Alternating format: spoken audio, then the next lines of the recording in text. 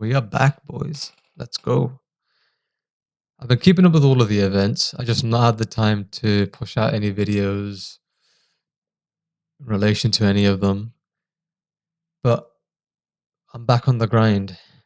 And I thought, what better way to start than doing a 3-in-1 covering UFC 322, UFC Qatar, as well as the recent fight announcements that Dana White made in the last couple of days. So, starting off, UFC 322, I'm not going to go into a whole novel about all of the fights on the card. I thought let's just spend a couple of minutes recapping the main card for both events. Starting off with Brino Dariush versus BSD, to be expected.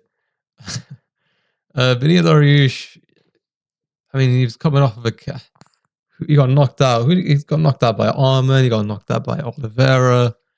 He must have got knocked out by someone else in between as well that I've forgotten about. And it wasn't really surprising that this was the result. Apparently Benil Dariush, I was about to say BSD, sorry. Apparently Benil Dariush is having a quick turnaround. He's going to be fighting, I believe, in January against forgotten the name. Sal killed the Australian guy, the guy who knocked out Anshul Jubilee. I don't know why he's doing that. I don't know what mental calculation he's made to result in the decision to fight so soon after being knocked out 3 times in fairly quick succession. But hey, it's your life. Do what you want. At this point, he's probably just here to get a bag and then head out. I don't think he's going to sniff a title. There's no way he's going to sniff a title. I think it's too late.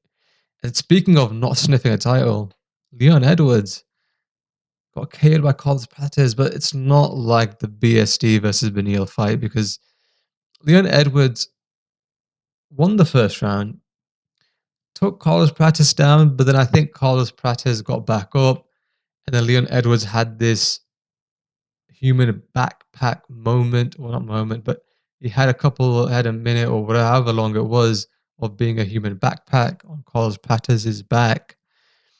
And it looked like that might be all she wrote. But Carlos Prates remained composed. We saw, even when Edwards had his back in the first round, we saw the facial expressions of Carlos. He was not really phased by the positioning and control of Edwards. He came out in the second round looking like you'd expect Carlos to look, in form, not phased whatsoever. And he just stuck to his game plan and knocked out Edwards. Sparked him unconscious really badly, actually. Really badly knocked out. And Edwards has not been knocked out before. I mean, he was the one going on about headshot dead to Kamaru Usman. Now he knows what it feels like. He was knocked out smiling, bro. That's insane. Like, he was knocked out and he was grinning. I don't know what he was seeing. I don't know what visions he was having, but man, I mean, it must have been good, clearly, because he was smiling. But where does Edwards go from here? Listen, I don't think. I mean, Prates lost to Gary. Gary took that fight on short notice and still outstruck Carlos. And you've just lost by KO to Carlos. It's not really. I don't think Carlos is going to be a champion, right? Just being honest. For Edwards to lose to someone like this in that fashion as well, he's going to be a journeyman. I mean, he's going to have a couple. Who does he fight next? I would say go Masvidal next, and let's worry about what happens after, once the result of that fight is in the picture. If he beats Masvidal, okay, we can think about some interesting, fun matchups for the fans. I don't know, maybe chuck him MVP. I don't think he's for him. Yeah, he's not for MVP. Chuck him MVP. After that, maybe it'll be fun. And he'll probably get knocked out by MVP as well, to be honest. But we'll see. You could get knocked out by Masvidal. I mean, if you're getting knocked out by Carlos, although Carlos Prates does have otherworldly power, I don't think Masvidal is in the same stratosphere. But that's just ideas I'm coming up with on the spot. Let's see what the UFC does. Sean Brady versus Michael Morales, not a lot really happened. Sean Brady couldn't really get his takedown game working. I mean, they were only a couple of minutes into the fight. There was no real serious attempt, I think, of a takedown by Brady. He kind of kept it on the feet for a bit too long, and he paid for it. He got knocked out. Sean Brady does not have great striking at all. I mean, he got knocked out by Bilal Muhammad, which isn't really a bad. Well, the fact that you got KO'd is terrible. If you lost competitively on the feet to Bilal, that would have been one thing. It's it's not a terrible look to lose by KO to Bilal because Bilal has had a competitive fight with JDM, relatively competitive, and a relatively competitive fight with Ian Gary.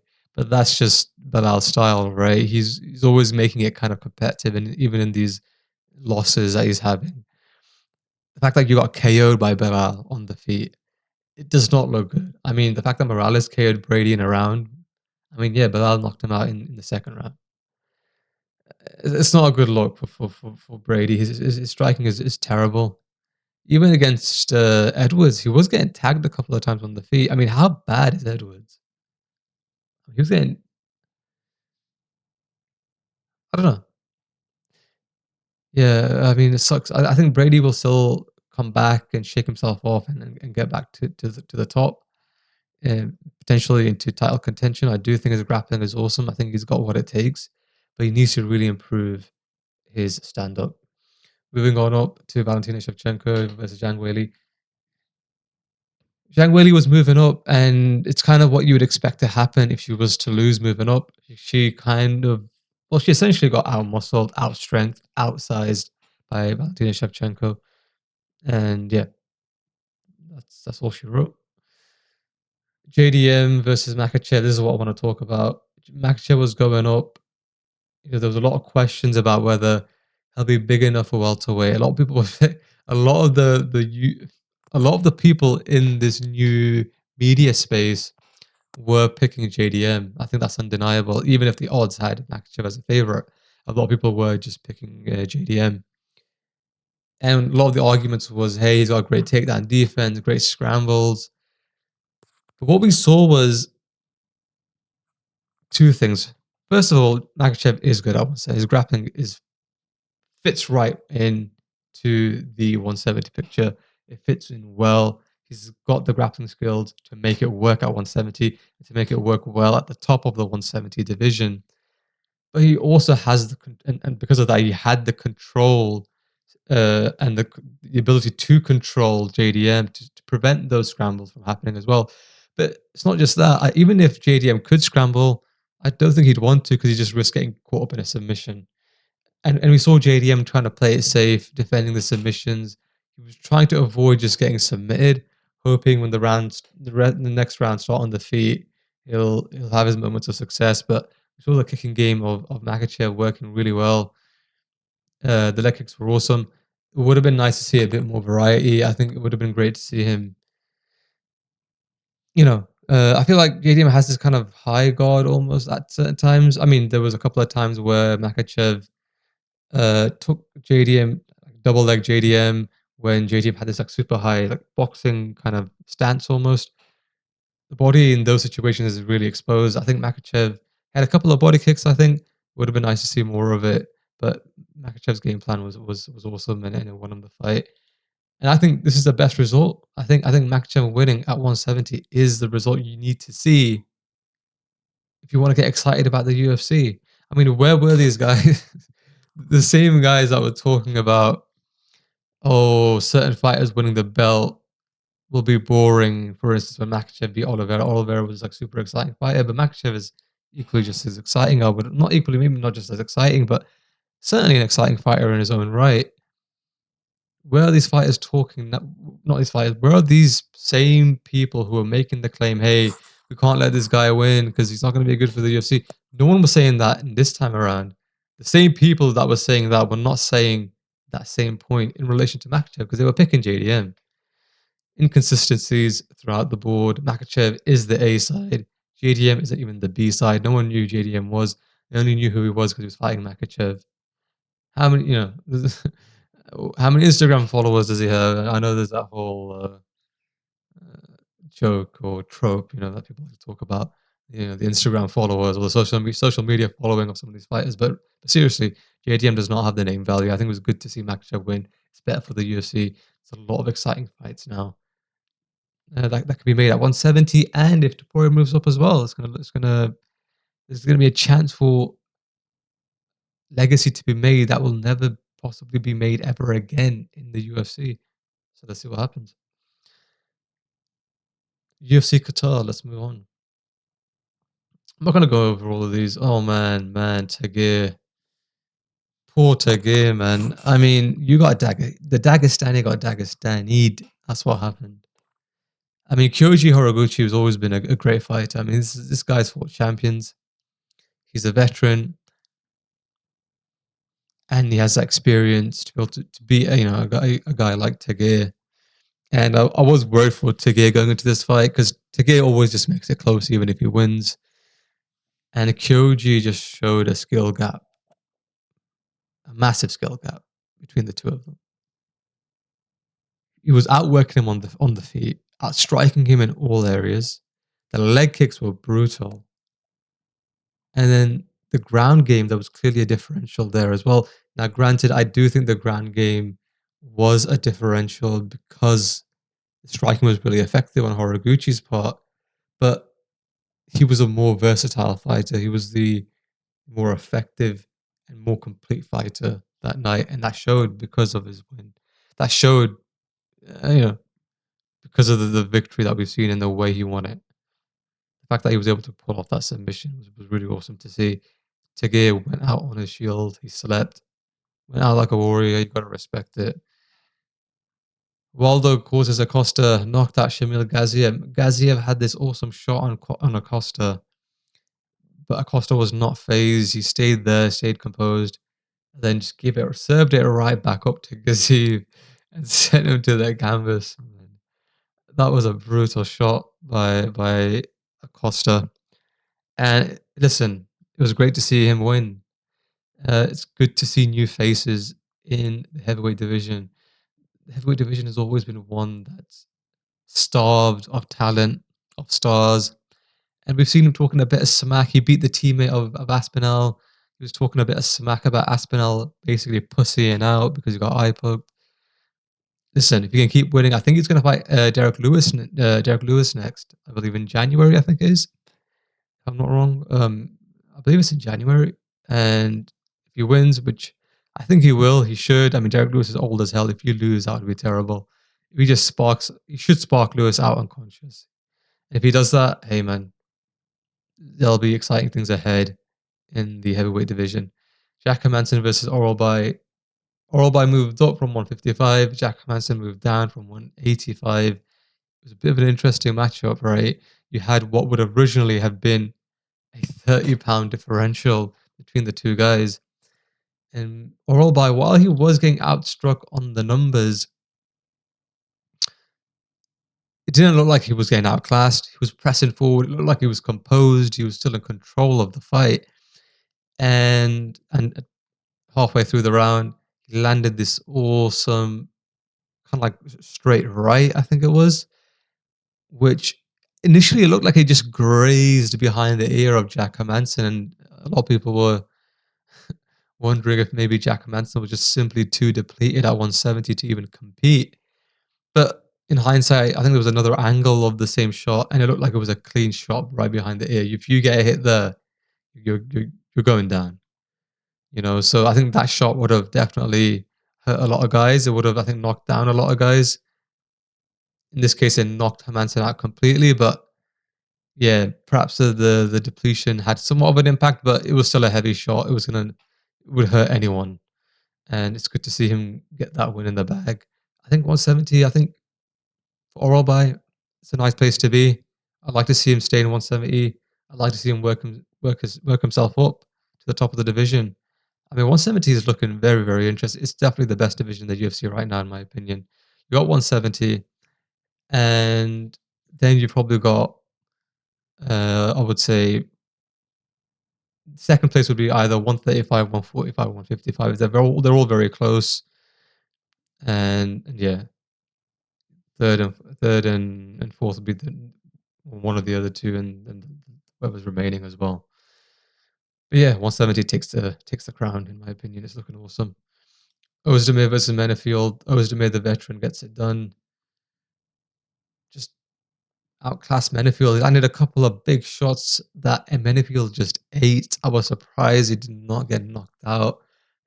He ate those shots. I think there was like a knee. There was a couple of big shots on the feet. The hands of Ozdemir that landed on him. That landed on Menafield. I thought we're going to take him down. I thought they were going to knock him out. Menafield just eats some. He's trying to regain his composure, but the shots are just landing. They're landing. They're accumulating. And eventually, I think they knock him down and the fight gets stopped. Great win by Ozdemir. Menafield, yeah, he's not really, doesn't really have the stamina to kind of keep up. He gasses out super, super quick. And his skill set isn't there either as well. So well done and credit to Ozdemir. Bilal Muhammad versus Ian Machado. Gary, listen, I'm not trying to be a contrarian when I say this, but I feel like I'm like the only Bilal Muhammad fan out here. Bilal Muhammad gets a lot of hate, but it's weird because I actually like he gets a lot of hate, in relation to his star power, perhaps, or people think his personality is boring. But whenever I see Bilal Muhammad interviews, or whenever I see fighter interactions where Bilal Muhammad is involved, he's always he's never failed to make me laugh. He's a funny guy. He's always cracked me up, and I feel he does have a good fighter personality. But a lot of people shot on him like he doesn't, like it's the complete opposite, which is just not true. And his fights are relatively exciting. I mean, he's had really exciting fights in the last few fights. But on this particular fight, I thought he could have snagged 1 and 3. I don't know if I'm smoking something. But I genuinely thought we could have snagged 1 and 3. Like and I know I'm gonna be the only one saying that. But I just thought he was just pinging the head back of Gary. Maybe it was just the angles and the way they looked, but if you look at the strikes by target, 17-14, round one. It was 9-9 in round two, and fair enough. Gary had more body and leg work. I would give Gary round two for sure. But then 19-12 in round three, he was pinging the head back of Gary. I swear to God. In round three, I'm pretty sure Bilal Muhammad was controlling the octagon as well. But Gary had more body and leg work, fair enough. But I prioritize head shots. They're the most damaging shots, and there was a clear differential in that respect. But so I thought it was competitive. It wasn't like this clear win by Gary. I thought it was. Do I think it was closer than the Bilal Muhammad versus JDM fight? I'll have to think about that for a little while. But in some ways, I do think it was closer than that one. Actually, I really do. But yeah, a credit to. I mean, I'll probably have to think about that one a bit more. Maybe they were similar in competitiveness, but listen, I thought it could have been rounds 1 and 3. It was a similar thing with the JDM fight where it was a lot closer than people give it credit for. But yeah, well done to Gary and credit to Bilal for putting up a good performance. Sarukian, just before I move on as well, Gary, excellent takedown defense. But against Bilal, I don't know if it really looks that good. I mean, even JDM was able to defend the takedowns. I don't think it really looks that good. But hey, credit where credit is due. He defended him, right? Sarukian versus Dan Hooker. Okay. Now, Hooker submitted him in round two. What was it, like an arm triangle? Or an arm choke, something like that. Listen, I'm not even going to talk about that. All I want to talk about is the striking of Arman Sarukian. Because he was just, and I know Dan Hooker gets hit a lot. I'm fully aware of that, right? But he does give it back as well on the feet. When he's fighting guys that are giving it to him, he usually takes one or two to give back one or two. But that was not the case here at all. I mean, he was getting his head pinged even on the feet when he wasn't on his back, when he wasn't taken down, when he wasn't getting control against the fence or whatever. Dan Hooker's head was just getting pinged back constantly, and I was genuinely surprised. Sarukian had a good jab on him that fight. And he's got great kicks as well. I was really impressed with Sarukian on the feet. I was more impressed with his performance on the feet than I was with his performance in relation to the ground game. I think Dan Hooker even defended a couple of takedowns, which I was surprised by. I was more impressed with Sarukian's striking than with his grappling. I actually do think I'm genuinely a believer in the fact that in the idea that Taporia is ducking Sarukian, and you can't convince me otherwise. So listen, they've just iced him out. We're gonna now talk about the fight announcements. And I'm gonna come back to where I think Sarukian sits in the wider title picture at 155. But let's start off with first of all this shite that I'm looking at right now. Volkanovski versus Lopes too. Volkanovski just fought Lopes. I mean, he didn't just fight him, but that was his last opponent, and he clearly outclassed Lopes. Lopes had I think it was one round where he knocked Volk down. But it just seems like it's a case of feed Volkanovski the same guy enough times, hoping he'll eventually lose because he's going to get older. He's going to become more washed. I don't like this. 5 fights in Volkanovski's career, in his championship career, have come from 2 opponents, Max Holloway and Lopes. Fact check me on that. 5 of his championship fights have come from 2 opponents. Where's Mofsar? Where's Lerone Murphy? I mean, those are 2 clear-cut contenders. I don't know what they're doing with this one. It's going to be a fun fight, but it's like we've already seen it. I mean, they're banking on Lopes getting a KO, and honestly, he might get a KO. Volkanovski is going to be, what, 36, 37? And Lopes is young, and he knocked you down in the first fight. I mean, if he knocked you down in the first one, is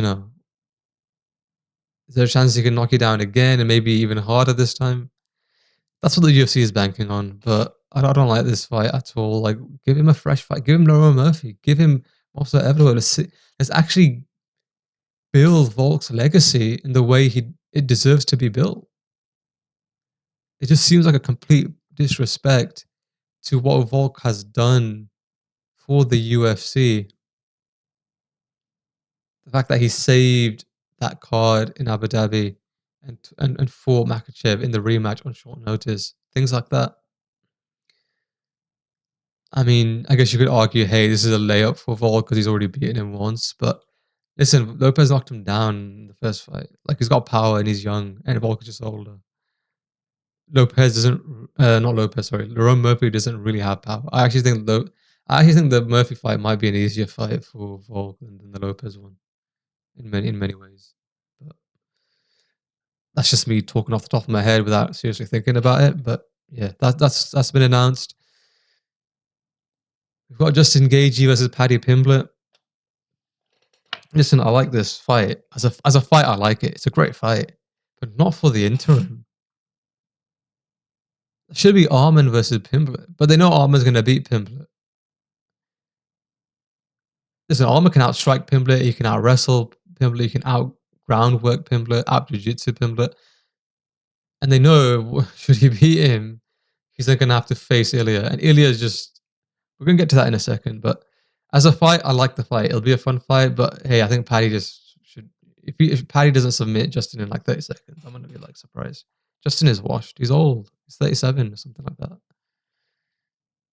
Shouldn't have been ranked number 4 in the lightweight division, Justin Gaethje. How's he ranked number 4? This is what I mean. The lightweight division isn't where it once was. The new hot division is the welterweight division, and I'm going to keep saying that until things change. But yeah, it'll be a fun fight while it lasts. What else do we have? Oh yeah, O'Malley versus Yadong. That's going to be a great fight. I like this fight. Song Yadong is a great fighter, great chin. it'll be fun. I don't know who's gonna win this one. I'm gonna have to look into this one a bit, but it's looking good. This is the same fight where we've got Acosta versus Derek Lewis. Killer Harrison versus Amanda Nunes. Oh, I'm not even gonna talk about that. Let's forget about that. Pretend it doesn't even exist. But that's it. I'm gonna leave it there. I'm gonna try and be a bit more regular with my uploads. I do enjoy just talking about these things. I'm trying to get into the flow of things. I'm trying to find my rhythm within the YouTube space, within the MMA YouTube space. I do need to find my grounding. And listen, I need an audience to do that. So if you're watching, try and support me. Show the video some appreciation with a like, a comment, whatever you can do. But with that being said, thanks for watching, and I'll catch you guys next time.